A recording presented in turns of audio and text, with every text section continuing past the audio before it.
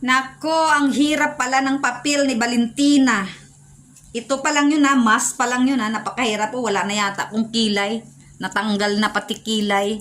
Diyos mio, si Valentina nagtatanggal ng kanyang, ng kanyang ahas na mabangis. Tapos ako ito lang oh, masakit pala.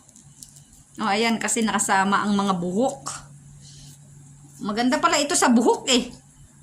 Hindi lang sa taas na buhok. Ako na ngayon si Valentina.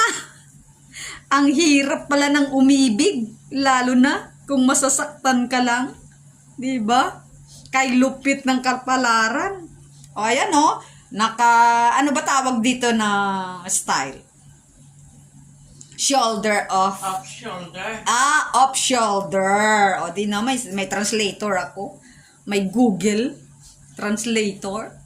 Hindi talaga ako natulog. Diyos mio. Kaabang.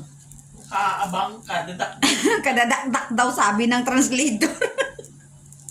Kasi mayroon akong basher eh.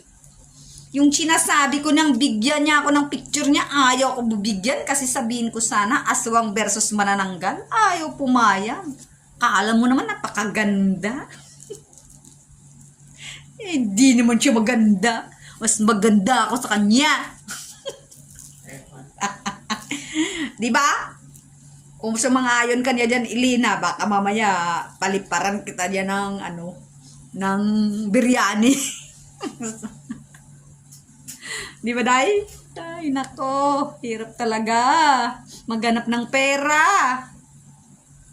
Lahat ay gagawin. Kumita ka lamang. Nako, Diyos ko. Tanggal kaya to, sir. Tingnan nga. Matanggal yung